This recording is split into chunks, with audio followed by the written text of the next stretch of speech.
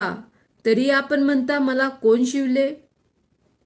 मग जिने हे केले होते तिला पाहायला त्याने सभोवार बघितले. तेव्हा ती स्त्री आपल्या बाबतीत जे काही घडले ते जाणून भीत भीत व कापत कापत त्याच्याकडे आली व त्याच्या पाया पडून तिने त्याला सर्व खरा खुरा वृत्तांत सांगितला.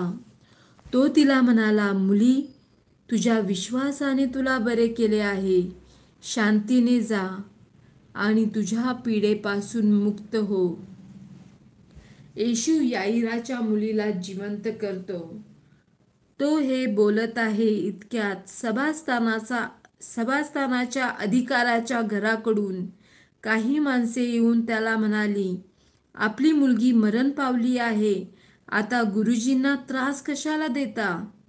परंतु येशू त्यांच्या बोलण्याकडे लक्ष न देता सभास्थानाच्या अधिकाऱ्याला म्हणाला, भिवू नको, विश्वास मात्र धर. त्याने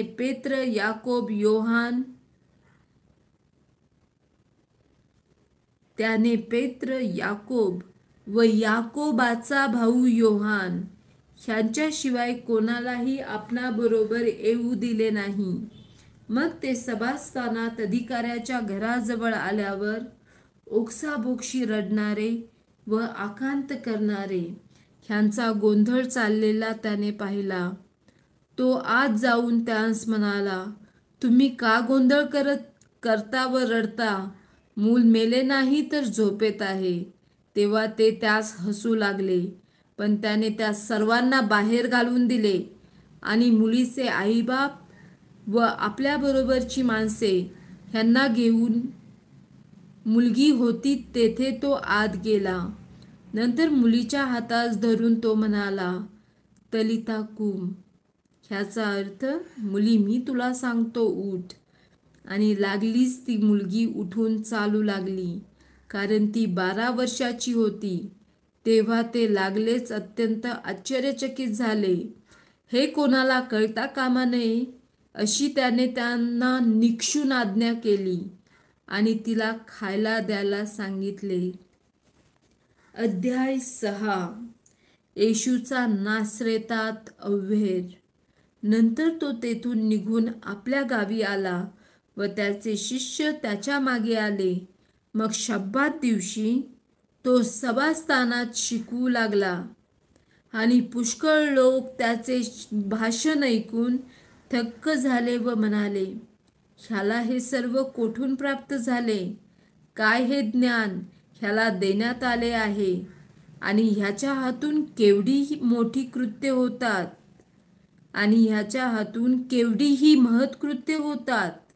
जो सुतार, जो मरियेचा मुलगा आणि याकोब, योसे, यहुदा, शिमोन ह्यांचा जो भाऊ, तो हाच आहे ना? आणि ह्याच्या बहिणी येथे आपल्याबरोबर आहेत ना?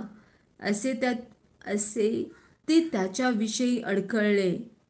तेव्हा येशू त्यांना म्हणाला, संदेशाचा सन्मान होत नाही असे नाही, मात्र त्याच्या देशात, त्याच्या आपतेष्टांत अथवा त्याच्या घरच्या मंडळीत त्याचा सन्मान होत नसतो. थोड्याशाच रोग्यांवर हात ठेवून त्याने त्यांस बरे केले.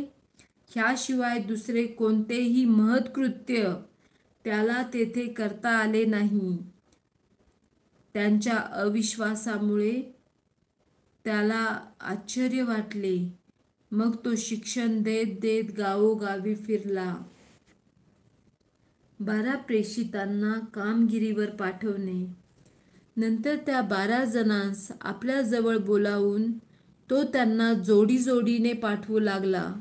त्याने त्यांस अशुद्ध आत्म्यांवरचा अधिकार दिला आणि त्यांस आज्ञा केली की वाटेसाठी काठी वाचून दुसरे काही घेऊ नका. भाकरी, झोळी किंवा कमरकशात पैसे घेऊ नका. तरी वाहना घालून चला. 2 अंगरखे घालू नका. आणखी तो त्यांस म्हणाला, तुम्ही कोठेही एखाद्याच्या घरी उतरला तेव्हा ते ठिकाण सोडीपर्यंत तेथेच राहा. आणि ज्या ठिकाणी तुमचे स्वागत होणार नाही व जेथले लोक तुमचे ऐकणार नाहीत ज्या ठिकाणी